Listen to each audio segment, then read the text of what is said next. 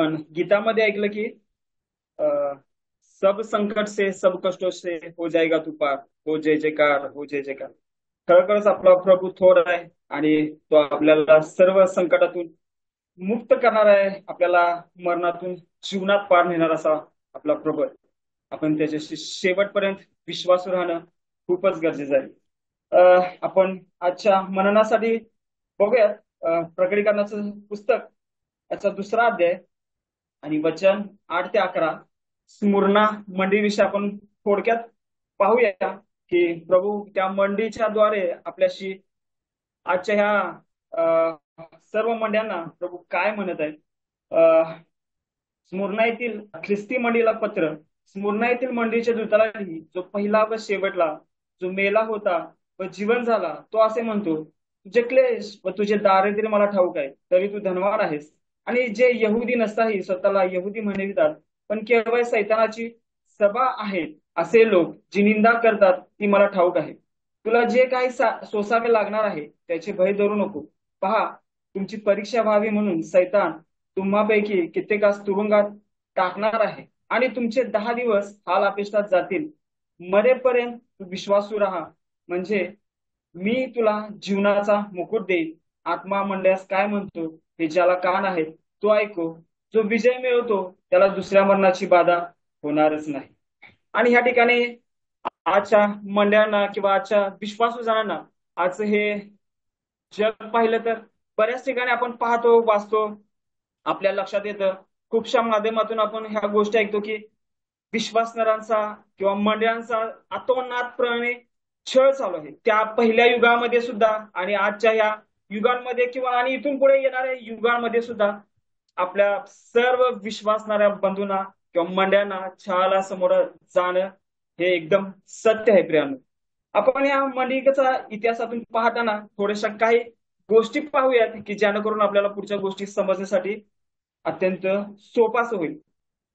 Smyrna ह्याचा अर्थ आहे की ग्रीक भाषेमध्ये किंवा भाषेमध्ये त्याचं मिरर असं त्याला संबोधलं की ज्याचा शब्दशः अर्थ आपण पाहतो की गंधरस किंवा बोळ किंवा मसाले की जे मृत शरीराला मध्ये लावून ठेवून त्याचं शरीर आहे ते सडू नये म्हणून त्याचा उपयोग केलेला आपण पाहतो की ज्यानं करून ते मृत शरीर किंवा ती वस्तू ती गोष्ट अधिक काळपर्यंत टिकून राहते. आणि जर त्या शहराविषयी आपण पाहिलं की आशिया मैनोच्या पश्चिम किनाऱ्यावरचं एक बंदर आहे की जे शहर किंवा ते बेट खूप एक सुंदर आणि प्रसिद्ध त्या काळामध्ये होतं. आणि ज्या या ह्या ज्या मंड्या आहेत, ज्या 7 ख्रिस्त ह्या मंडळांना पत्र लिहिलं, त्यातली ह्या मंडळीला लिहित असताना आपण पाहतो की फिलडेल्फिया मंडळी आणि ही मंडळी मंडळांना दोष प्रभू ह्या ठिकाणी देत नाहीये. बाकीच्या ज्या 5 मंडळ आहेत त्या मंडळांना प्रभू दोष देत आहेत. आणि आपण पाहतो की आज सुद्धा ही मंडळी त्याच्या छळाच्या काळामध्ये किंवा त्याचा जो त्यांना जो आतोनात छळ सहन करा त्या छळामध्ये सुद्धा त्या मंडळी प्रभूला धरून राहिली, विश्वासामध्ये शेवटपर्यंत टिकून राहिली. आणि आपण पाहतो की त्यामुळेच ह्या मंडळीचं आज देखील अस्तित्व असलेलं आपण पाहतो. आज देखील ही मंडळी टर्कीमध्ये अस्तित्वात आहे आणि इजमिर असं आज तिचं नाव आहे आणि साधारण 2 लाख संख्या असलेलं हे शहर किंवा हे गाव किंवा हे ठिकाण असलेलं आपण पाहतो. आणि स्मुरणा हे मंडळ आपण पाहतो की त्या ठिकाणी उत्तुंग अशा उंच इमारती असलेल्या आपण पाहतो. आणि ज्याच्यावरून आपण पाहतो की या उत्तुंग इमारतीचं एक जसं वरती घुमट असेल त्याप्रमाणे आपण पाहतो की या ठिकाणी प्रभू म्हणत आहे की 10व्या वचनामध्ये मरेपर्यंत विश्वास राहा, म्हणजे मी तुला जीवनाचा मुकुट देईन. आणि साधारण त्या गोष्टीकडे तुझं किंवा लेखकाचं लक्ष असेल म्हणून तो म्हणत आहे की तू विश्वासू राहा, म्हणजे मी तुला जीवनाचा मुकुट देऊ करेन. आपण पाहतो की स्मुरणा ही मंडळी किंवा त्या ठिकाणचे लोक अत्यंत त्या ठिकाणी बिझनेस साठी किंवा व्यवसायासाठी प्रसिद्ध असलेलं हे गाव किंवा शहर होतं किंवा ठिकाण होतं. आणि तिकडे खूपशी देवाणघेवाण किंवा आणखीन प्रकारचे व्यवसाय खूपशा छान प्रमाणात चालायचं म्हणून त्या गावाची किंवा त्या शहराची स्थिती चांगल्याशी होते. श्रीमंत असं हे एक ठिकाण असलेलं आपण पाहतो. आणि आध्यात्मिक दृष्ट्याने आपण पाहिलं ह्या ठिकाणी आपण पाहतो की खूपशे मूर्तीपूजक अशी लोक ह्या ठिकाणी होते. खूपशा मोठ्या प्रमाणात इथं मूर्त्यापूजा होत असलेलं आपण पाहतो याच्या इतिहासामध्ये. आणि काही काही ठिकाणी आपण पाहतो की त्या ठिकाणी गोल्डन स्ट्रीट किंवा सुवर्ण नावाचा रस्ता होता की ज्या ठिकाणी आपण पाहतो की यहुदी लोकांच्या तिकडच्या राजांच्या किंवा अन्य देवतांच्या मूर्ती अशा होत्या की ज्याला लोक त्याची पूजा करायचे त्याची अर्चा करायचे किंवा त्याला नमन असं करणारी त्या ठिकाणची लोक आपण असलेली पाहतो. काही वेळाला आपण पाहतो की त्या ठिकाणी त्या मूर्त्यांची पूजा अर्चा करणं किंवा त्यांची आराधना करणं बंद झालं आणि जिवंत जे राजा असे होते त्या ठिकाणी जसं आपण पाहतो की कैसर ही पदवी आहे तर त्या ठिकाणी डोमेशियन एक हा होऊन गेला आणि त्यानं आपण पाहतो की साधारण इसवी सन किंवा 81 ते 99च्या दरम्यान एक गोष्ट केली की त्यानं जो कैसर ही पदवी होती त्या पदवीला जो व्यक्ती आहे किंवा जो राजा आहे त्याचीच पूजा अर्चा करावी असा एक सक्तीचा नियम त्या ठिकाणी केलेला आपण पाहतो किंवा आपल्या निदर्शनास येतं. आणि जेही त्या भागातून लोक आहेत जे भाग त्या भागातून कुठेही भले गेले असेल तर वर्षातून एकदा त्या ठिकाणी यावं आणि त्यांनी त्या जो ती मूर्ती आहे त्या राजाची मूर्ती आहे त्या ठिकाणी यावं त्याला नमन करावं त्याच्या पुढे गुडघे टेकावं त्याला प्रभू आणि लॉर्ड असं म्हणावं आणि त्याच्या आपल्या त्या भागातून निघून जावं आणि त्याच्यानंतर मग तो त्याला हवा असेल त्या देवताची तो पूजा अर्चा करू शकत होता अशी मुभा होती. पण पहिल्यांदा त्यानं त्या कैसर यालाच नमन करावं अशा ठिकाणची पार्श्वभूमी आपण पाहतो. आणि हीच एक गोष्ट होती की स्मुर्ना मंडळीसाठी की स्मुर्ना मंडळी आपण पाहतो की ते एक जिवंत देवाची आराधना करणारे लोक होते. ते कोणत्याही प्रकारे मूर्तीला नमन करत नव्हते. कोणत्याही प्रकारच्या व्यक्तीसमोर आपलं मस्तक झुकून त्याला प्रभू आणि धनी किंवा स्वामी किंवा लॉर्ड असं संबोधन नव्हते. आणि हीच गोष्ट त्यांच्या जीवनात एक कलाटणी देणारे आपण पाहतो. आणि ह्या गोष्टीमुळे स्मुर्ना मंडळीतील विश्वासणाऱ्यांच्या जीवनामध्ये अत्यंत बिकट अशी परिस्थिती अत्यंत छळाला त्यांना सामोरं जावं लागलं असं आपण पाहतो. आणि या स्मुर्ना मंडळीतून आपण पाहतो की ख्रिस्ताचे अनंत कालाचं चित्रण त्या मंडळीतून आपण पाहतो ज्या ख्रिस्तानं आपल्यासाठी छळ करणाऱ्यांच्या हातून मृत्यू सहन केला मरणापर्यंत तो विश्वासाचा राहिला आणि पुनरुत्थित झाला. हेच ख्रिस्ताचे पैलू आपण या स्मुर्ना मंडळीतून आपण पाहतो. आणि आपल्याला आपण पाहतो की जशी ही मंडळी प्रभू बरोबर विश्वासू राहिलो आणि ज्यांचं विश्वासूपणा साक्ष देते की ती एक देवाला गंधरस प्रमाणे किंवा सुगंधी अत्तरासारखी आपण आपल्या प्रभूला झालेली पाहतो. आणि आपल्या 8व्या वचनामध्ये आपण ज्यावेळेस पाहतो की स्मुर्ना मंडळीतील मंडळीच्या दूताली जो जिवंत झाला तो जो पहिला व शेवटला जो मेला होता तो जिवंत झाला तो असे म्हणतो. आपण पाहतो की साधारण हे प्रभू येशू ख्रिस्ताच्या विषयीचे उद्गार असं पण पाहतो जो पहिला आणि शेवटला. आपल्याला सर्वांना विश्वासाने ठाऊक आहे पहिला आणि शेवटला कोण आहे. एकच आहे जो अल्फा आणि ओमेगा आहे. जो एकच आहे की जो पहिला आणि शेवट आहे ज्याला आधी नाही आणि ज्याला अंत नाही तो प्रभू येशू ख्रिस्त जो मेला होता आणि आता जिवंत आहे. तो असं या मंडळीला त्यांच्या क्लेशाच्या काळामध्ये किंवा त्यांच्या दुःखाच्या प्रसंगामध्ये सांत्वन देणारा असं आपण हे वाक्य आपण ह्या ठिकाणी पाहतो की जो मेला होता आणि आता जिवंत आहे तो प्रभू ह्या मंडळीला म्हणत आहे. आपण पाहतो की 2 तिमोथी 3 अध्याय आणि 12 वचनामध्ये आपण पाहतो की ख्रिस्त येशूमध्ये सुभक्तीने आयुष्य क्रमण कराव्यास जे पाहतात त्या सर्वांचा छळ होईल. आपण पाहतो की प्रत्येक बंधूला प्रत्येक विश्वासणाऱ्यांना छळाला किंवा त्याला संकटाला समस्यांना तोंड देणं गरजेचंच आहे प्रियानो. आपण प्रभू येशू ख्रिस्ता जीवनामध्ये पाहतो की ज्यावेळेस तो म्हणत आहे की माझ्यासारख्या ओल्या झाडाचा असं होतंय तर तुमचं कसं होईल हे बघा. आणि आपण पाहतो की प्रभू येशू ख्रिस्ताचं जीवन त्याला प्रत्येक वेळेस संकटांना तोंड द्यावं लागलं. प्रत्येक वेळेस तो समस्यातून तो पार गेला. यहुदी लोक आणि इतर गोष्टी असतात तर त्याला त्या छळातून सामोरं जाणार आपण जीवन शास्त्रातून पाहतो प्रियानो. आणि असा हा प्रभू या मंडीला म्हणत आहे ज्या मंडीचा अतोनातपणे छळ सुरू आहे तो म्हणत आहे. प्रभू या वचनामध्ये आपण पाहतो या वचनामध्ये प्रभू सांगत आहे की मी तुमचे क्लेश ओळखत आहे. आपल्याला काही समस्या असेल तर त्या समस्या जाणारा आणि त्यातून सोडवणारा असा आपला प्रभू आहे. तो आपल्याला त्या समस्येत सोडवणारा नाही प्रियानं तो त्या आपल्या समस्येतून बाहेर काढणारा असा आपला प्रभू आहे.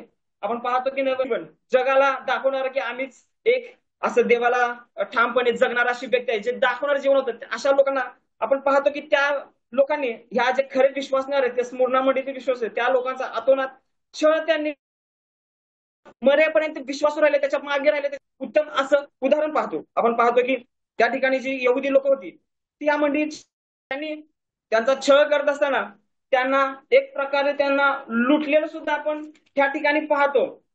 त्यांचं लुटून, त्यांना व्यवसायातून बाहेर करून, त्यांना त्यांची घरदार त्यांना रस्त्यावरती आणून आपण पाहतो की त्यांनी त्यांच्यावर अतोनात प्रकारे छळ सहन केला. आणि अशा या छळामध्ये सुद्धा स्मरणा मंडळी देवाशी विश्वासूपणे राहिलेलं आपण पाहतो प्रियानो. आणि आपण पाहतो की 10व्या वचनामध्ये तुला जे काही सोसावे लागणार आहे त्याचे भय धरू नको. पहा, तुमची परीक्षा व्हावी म्हणून सैतान तुम्हापैकी कित्येक तुरुंगात टाकणार आहे, आणि तुमचे दिवस हालअपेष्टातील जातील, आणि मरेपर्यंत विश्वासू राहा. आपण या मंडळीकडे पाहतो की ही मंडळी, स्मरणा येथील मंडळी देवाशी अत्यंत विश्वासूपणे राहिलेले. मरेपर्यंत तिने देवाचा सोडलेला नाही. देवाशी एकदम समरूप, देवाशी एकरूप अशी राहिलेले आपण पाहतो. आणि त्या 9व्या वचनामध्ये आपण पाहतो, जे की स्वतःला यहुदी म्हणवत आहेत, ते केवळ नावाची आहेत, ते केवळ सैतानाची सभा आहेत. आणि प्रभू त्यांना म्हणत आहे की तू त्यांच्या विषयी भीती धरू नको, त्यांना तू जगमू नको, कारण मी त्या जगावर जय मिळवलेला असा प्रभू आहे. आणि असा आपला प्रभू असताना त्या मंडळीनं अत्यंत या छळामध्ये, अत्यंत त्यांच्या बिकट परिस्थितीमध्ये ते देवाला धरून राहिलेले आहेत. त्यांच्या छळामध्ये त्यांनी देवाला सोडलेलं नाही, आणि ते विश्वासू असं राहिलेलं आपण पाहतो प्रियानो. त्यांचा छळ अशा प्रकारे झाला की त्यांना अग्नीमध्ये टाकून दिलं. त्यांचा छळ आपण पाहतो की त्यांना जिवंत भुकेलेल्या प्राण्यासमोर टाकून दिलं. त्यांना आपण पाहतो की काही काही वेळेस त्यांना आगीमध्ये, तेलामध्ये झोकून दिलं. आणि त्या वेळेस सुद्धा ते पण पाहतो की ते देवाशी विश्वासू असे राहिले, त्यांनी देवाला सोडलेला नाही प्रियानो. आणि अशी ही मंडळी जी देवाशी विश्वासूपणे राहिला. आणि आपण आपला सुद्धा प्रभू आपल्याकडे पाहत आहे की आपण कशा प्रकारच्या या परिस्थितीमध्ये देवाकडे राहत आहे. आपली परीक्षा ज्यावेळेस आपल्यावर येते, आपल्यावर संकट येतं, छळ येतं, त्या काळामध्ये आपण आपल्या देवाशी एकजूट आहे का? त्या काळामध्ये आपण प्रभू पाहतो की आपण त्याला सोडत तर नाही का, त्याच्यापासून आपली नजर हटवत तर नाही का? आपला प्रभू हे पाहतो प्रियानो. आणि तो म्हणत आहे की तू माझ्याशी मरेपर्यंत विश्वासू राहा, मध्ये मी तुला जीवनाचा मुकुट असा देईल. आणि आपला प्रभू पाहतो की तो या मंडळीला पाहता, या मंडळीतून आपल्याला एक बोध करत आहे, आपल्याला म्हणत आहे की तू ज्यावेळेस विश्वासू राहशील, ज्यावेळेस तू तुझ्या संकटात, क्लेशामध्ये माझ्यासोबत, माझ्या संगतीत राहशील, तर मी तुला मरणातून जीवनात पार नेईल. आपण पाहतो की हे जे 10 दिवस आहेत, जे संकटाचे दिवस आहेत, आपण पाहतो की काही काही व्यक्तींचं म्हणणं आहे की हे जे 10 दिवस आहेत ते प्रभूला जसं एक दिवस 1000 वर्षासारखे आहेत त्याप्रमाणे असू शकतील. किंवा आपण पाहतो की काही काही लोकांचं म्हणणं आहे की हे जे 10 दिवस आहेत त्या 10 दिवसाला ते तासानं गुणत आहेत, जवळजवळ 240 तासाप्रमाणे काही काही लोकांचा आहे. आणि ह्या म्हणण्यात, आणि हा जो प्रियानो काळ आहे तो एक होऊन गेलेला काळ आहे. आणि त्या काळातून प्रभू आपल्याला बोलत आहे की सांगत आहे की या काळामध्ये सुद्धा ही मंडळी देवाशी विश्वासू राहिला. आणि आज सुद्धा तिचं अस्तित्व असलेलं आपण पाहतो, कारण त्यांनी देवाला सोडलेलं नाही. आपण पाहतो प्रभू पुन्हा त्यांना म्हणत आहे की तू मरेपर्यंत विश्वासू राहा, म्हणजे मी तुला जीवनाचा मुकुट असा देईल. आणि आपला प्रभू सांगत आहे की मी जो मरणावर मी विजय मिळवलेला आहे, माझ्याकडचे सार्वकालिक जीवन आहे, ते जीवन मी तुला देऊ करेन, म्हणजे तुला दुसऱ्या मरणाची बाधा होणार नाही. आपण पाहतो की ख्रिस्ती लोकांमध्ये प्रियानो की ज्यावेळेस आपण पाहतो ख्रिस्ती लोकांना की काही लोकांचा छळ होत आहे, किंवा काही लोक ठिकाणी आपण पाहतो की ओडिसामध्ये जर आपण पाहिलं की आपण पाहतो की त्या ठिकाणचा छळ झालेला आहे, छळ होऊन गेलेला आहे. आणि आपण फक्त वेगवेगळ्या माध्यमातून पाहतो की ह्या व्यक्तींचा छळ झाला, किंवा ह्या मंडळीचा छळ झालेला आहे, ह्या व्यक्तींना मारलेलं आहे प्रभूसाठी, आणि त्यांनी आपलं जीवन दिलेलं आहे. आपण किती आरामात सहजरित्या पाहतो आणि बोलतो की हा काय व्यक्ती आहेत की यांनी आपलं जीवन प्रभूसाठी दिलेलं आहे. आणि आपण असं म्हणून साधारण प्रार्थना करून किंवा त्यांच्याशी खेद खंत व्यक्त करून आपण ते जीवन सोडून देतो प्रियानो, ती गोष्ट सोडून देतो. पण आपला प्रभू आहे की आपल्याला पाहतो त्या गोष्टी, की त्याची सुद्धा इच्छा आहे की आपण सुद्धा त्याच्याशी, त्याच्याबरोबर ह्या लोकांसारखं विश्वासू शेवटपर्यंत राहणं गरजेचं आहे. कारण प्रभू सुद्धा आपल्याला ह्याच ठिकाणी पाहतो प्रियानो, की आपण त्याच्याशी शेवटपर्यंत, मरणापर्यंत विश्वासू राहिलं पाहिजे प्रियानो. संकट येऊ दे, त्रास येऊ दे, समस्या येऊ दे, पैसा आज असू दे नसू दे, आपले कोणतीही गरज असू दे किंवा नसू दे, भले आपल्याला जेवायला खायला मिळू दे, कपडे नसू देत अंगावरती, आणि त्या काळात सुद्धा आपला देव तो देवच आहे आणि देवच राहील. तो भले आपल्याला देऊ न देऊ, आपल्याशी आपल्यावर दुःख येऊ दे किंवा सुख येऊ दे प्रियानो, कोणत्याही परिस्थितीमध्ये, कोणतीही परिस्थिती येऊ दे, आपले विचार, आपली संगती त्याच्या समोर, त्याच्या बरोबर एकच असली पाहिजे प्रियानो. आपण त्याच्याशी विश्वासूपणे जगलं पाहिजे. आपण त्याच्याशी जसं आपण म्हणतो की एका धाग्यामध्ये आपण राहिलं पाहिजे, एका विश्वासामध्ये त्याच्याशी पक्का असं राहिलं पाहिजे, ठाम असं राहिलं पाहिजे. परिस्थिती येऊ दे कोणत्याही प्रकारची, आपण त्याच्यासोबत संगतीनं राहिलं पाहिजे. आणि हेच प्रभू आपल्याकडे पाहतो प्रियानो, की आपण त्याच्यासोबत कसं राहतो. त्याच्या आपल्या समस्यावर आपण आपल्या समस्याकडे तोंड करून देवाला असं काही बोल लावतो की देवाविषयी काय उद्गार काढतो. तर देवाची इच्छा आपल्याकडे अशी नाही प्रियानो. तर आपण देवाची इच्छा आपल्यामध्ये किंवा आपल्याकडे अशी आहे की आपण आपल्या समस्येमध्ये, आपल्या त्रासामध्ये आपण त्याच्याशी समरूप राहिले, आपण त्याच्याशी समागमी असं राहिलं पाहिजे प्रियानो. आणि हेच देवाची ह्या ज्या मंडळीतून आहे, ही जी स्मरणा मंडळीने जो छळ अतोनात प्रकारे सहन केला आणि ती जी देवाशी समरूप राहिली, देवाशी एकरूप राहिली आणि मरेपर्यंत विश्वासू राहिली प्रियानो. आपण पाहतो की त्या मंडळीच्या इतिहासामध्ये अशी कोणतीही व्यक्ती नाही की वाचनात नाही किंवा लिहिण्यात नाही की त्यांनी रक्तसाक्षी असे झालेले. पण आपण आपल्या त्या दिवसामध्ये आज पाहतो की ख्रिस्ती मंडळांचा छळ होत आहे आणि त्या मंडळात प्रत्येक विश्वासणार, प्रत्येक मंडळीनं देवाशी एकरूप असणं गरजेचं आहे प्रियानो. आणि अशी देवाची आपल्या बरोबर इच्छा आहे. आपली इच्छा हीच देवाची जी इच्छा आहे ती आपली इच्छा झाली पाहिजे, की आपण त्याच्याशी विश्वासू असणं अत्यंत गरजेचं आहे प्रियानो.